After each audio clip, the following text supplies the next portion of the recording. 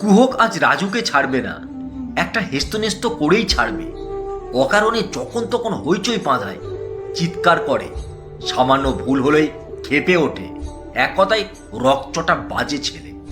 বিয়ে হয়েছে সবে 8 মাস, এর মধ্যেই অন্তত 15 বার অকারণ ঝামেলা পাকিয়েছে। হিসেব মতন মাসে 1.25 বার। কুহক এখন বিরক্ত।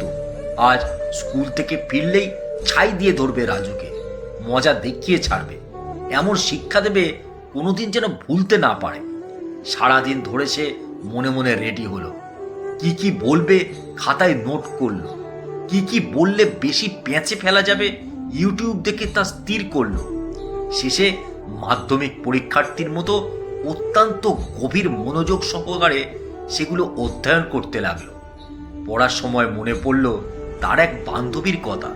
ক্লাস 10-এ থাকতে বলেছিল, পেছন চুলকবি আর পড়বি, তাহলে সব মনে থাকবে।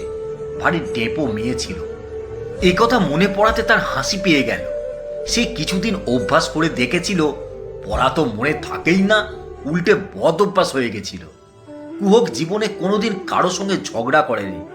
অত্যন্ত নরম স্বভাবের, গলা উঁচু করে কথা বলতে তার কেমন ভয় করে। ফলে সে নিজেই খানিক আতঙ্কে রইল। বিকেলের দিকে দেখলো তার হার্টবিট বাড়ছে।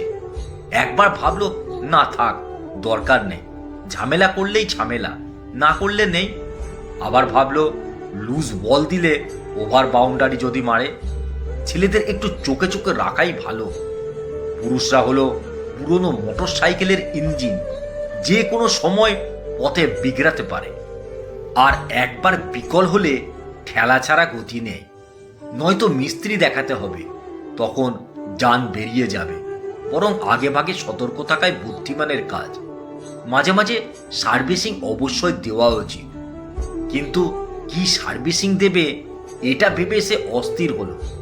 এসেই যদি কিস করে, যদি পেছন থেকে কাতুকুতু দেয়, অথবা চুল টেনে দৌড়ে পালায়, কি করবে সে? তখন কি ঝগড়া করা যাবে, টাইট দেওয়া যাবে? কোনটা করবে ভেবে সে আকুল হলো। অনেকক্ষণ ঘরে পায়চারি করে সিদ্ধান্ত নিল, যেমন করে হোক কিছু না কিছু আজ সে বলবেই, এনি হাও। সেজন্য সে অত্যন্ত গুছিয়ে ভাবতে বসল। সে ভেবে দেখলো রাজু হলো অত্যন্ত বেয়াদব, অনেক অসংলগ্ন কাজ করে। যেমন সকালে ঘুম থেকে উঠেই পিছনে একটা খোঁচা দেওয়া চাই। যেদিন রান্না ভালো হয় সেদিন বলে খুব খারাপ, যেদিন খারাপ হয় সেদিন বলে খুব ভালো। ডাল খাবে বলে বায়না করে খাবার সময় বলে মাছ রান্না করলে না কেন। এক কথায় মাথা ঘুরিয়ে দিতে একদম ওস্তাদ। কখন কি বলবে ঠিক নেই। চেষ্টা করলে পাক্কা রাজনৈতিক নেতা হতে পারত। আবার রাজুর কাজের সঙ্গে কথার মিল নেই। সন্ধেবেলা যা বলবে রাত্রে করবে তার উল্টো। যে কাজ করার জন্য রেডি হবে সে কাজ সে মোটেই করবে না। মোট কথা, মাথায় বদবুদ্ধি গিজগিজ করে। সারাদিন আজে বাজে মতলব আঁটে। ফলে কুহক কি বলবে, কি করবে, কোন দিক তাকাবে ভেবে উঠতে পারে না। মুহূর্তে মুহূর্তে তার ডিসিশন পাল্টায়, তার নাগাল পাওয়া মুশকিল। এ কারণে সে রাজুর নাগাল পায় না। অনেক ভেবে সে মনকে পুরা ইটের মতো শক্ত করলো। উঠে গিয়ে আলমারি থেকে নতুন গামছা বের করে কোমরে জড়ালো। তারপর মনে মনে বলতে লাগলো, I can do it, I can do it. প্রতিদিনের মতো ঠিক 5:30টায় রাজু বাড়ি ফিরল। অন্তত 5 বার বেল টিপল। এটা তার নিত্যদিনের অভ্যাস। কুহককে সে বয়রা ভাবে, কানে কালা ভাবে। কুহক দৌড়ে নেমে এলো নিচে। দরজা খুলে দেখল রাজু হাসি হাসি মুখ নিয়ে দাঁড়িয়ে, জামার বুক পকেটে একটা চিঠি। সারা বিকেলটা কুহক অনেক চেষ্টা করে, পরিশ্রম করে, অনেক ভেবে একা একা মেজাজ গরম করেছে এবং সেটা দীর্ঘক্ষণ ধরে রেখেছে। এখন রাজুর পকেটে চিঠি দেখে সে আরো উত্তপ্ত হয়ে উঠল। এক পা এগিয়ে এসে কঠিন হয়ে বলল, পকেটে কি? রাজু হেসে সত্যি কথা বলল চিঠি। কে দিয়েছে চিঠি? রাজু এবারও হেসে বলল, এক ম্যাডাম। দেখি চিঠি আমার কাছে দাও। রাজু অবাক হয়ে বলল, ম্যাডামের চিঠি তোমায় দেবো কেন? আশ্চর্য, অন্যের চিঠি দেখতে নেই জানো না? এটা মারাত্মক কনফিডেন্সিয়াল, কাউকে দেখানো যাবে না। বাবা মা স্ত্রী, পুত্র, পরিজন কাউকে না, তোমাকেও না। কেন, প্রেমপত্র নাকি? এটাও বলা যাবে না, প্রথমেই বলেছি কনফিডেন্সিয়াল। আর ম্যাডাম কি আমায় অফিসিয়াল চিঠি দেবে নাকি বিজনেসের চিঠি দেবে? কিছুই তো বোঝো না দেখছি। দিস ইজ লাভ লেটার বলেই সে পকেট থেকে ভাঁজ করা চিঠিখানি বের করে দূর থেকে দেখালো। পরক্ষণে অতি দ্রুত আবার পকেটে পুরে ডান হাত দিয়ে চেপে ধরল। কুহকের সন্দেহ বেড়ে গেল। সন্দেহ জিনিসটা দাবানলের মতো, মুহূর্তে ছড়িয়ে পড়ে। তার সারা শরীরে সন্দেহ ছড়িয়ে পড়ল। চিঠি না পেয়ে কুহক অত্যন্ত রেগে দুমদাম পা ফেলে ওপরে এলো। তারপর চুপ করে বসে রইল খাটে। এ সময় প্রতিদিন সে রাজুকে 1 গ্লাস করে জল এনে দেয়, হাতের সামনে তোয়ালে ধরে, পিছে পিছে ঘুরঘুর করে, এটা ওটা বলে।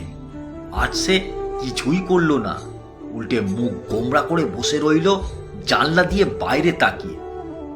রাজু সবকিছু লক্ষ্য করে মুচকি মুচকি হাসল। শেষে কুহকের নিজস্ব আলমারির চাবি নিয়ে থরে থরে সাজানো কাপড়ের গোপন ভাঁজে চিঠিখানি রেখে চাবিটি নিজের পকেটে পুরে বেরিয়ে গেল। কুহক সব দেখল, কিন্তু কিছু বলল না। সে অনেকক্ষণ চুপ করে বসে রইল, অনেকক্ষণ ভাবল। শেষে দুমদাম পা ফেলে ডুপ্লিকেট চাবি এনে আলমারি খুলে তন্ন তন্ন করে খুঁজতে লাগলো। আধ ঘন্টা সমস্ত শাড়ি এলোমেলো করে খাটের ওপর নামিয়ে কিছুই পেল না সে। তখন তার আরো রাগ বেড়ে গেল। এ সময় রাজু ঘরে ঢুকে মুচকি হেসে বলল, 1000 খুঁজেও পাবে না, চিঠি তো আমি ওখানে রাখিনি। চিঠি আমার জামার পকেটেই আছে, ডাইনিংয়ে গেলেই দেখতে পাবে। একটা ফলস দিলাম, হি হি। হাতের কাছে কিছু পেলে নিশ্চিত ছুঁড়ে মারত কুহু, এতটাই রেগে গেছিল সে। সেই ডাইনিংয়ে এলো, সত্যি সত্যি এখানে রাজুর জামা চেয়ারে ঝোলানো। দূর থেকেই চিঠি দেখা যাচ্ছে। দৌড়ে গিয়ে সে চিঠিখানি ছোঁ মেরে পকেট থেকে তুলে নিল। ভয়ঙ্কর উদ্বেগ নিয়ে খুলে দেখল চিঠির একেবারে ওপরে ডান দিকে সত্যি সত্যি ইংরেজিতে লেখা কনফিডেন্সিয়াল, এবং আগাগোড়া সবটাই ইংরেজিতে লেখা। গোগ্রাসে 2 লাইন পড়েই কুহক বুঝতে পারল এটা লাভ লেটার নয়, উচ্চ মাধ্যমিক খাতা দেখার অ্যাপয়েন্টমেন্ট লেটার। যার কাছে খাতা দেখতে হবে তার নাম সোমা চট্টোপাধ্যায়। রাজু এই প্রথমবার উচ্চ মাধ্যমিক খাতা দেখার এক্সামিনার হলো।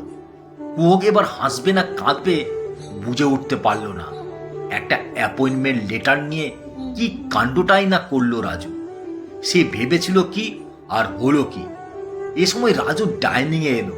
তারপর সামনাসামনি দাঁড়ালো কুহকের। একটা বড় খুব সুন্দর লাল টকটকে গোলাপ তার চোখের সামনে ধরল আর বলল, 14ই ফেব্রুয়ারি জিন্দাবাদ, লাভ লেটার অ্যান্ড রোজ, লিজিয়ে ম্যাডাম। মুহূর্তে কুহকের সমস্ত রাগ জল। একটা গোলাপ পেলে তার সমস্ত রাগ জল হয়ে যায়।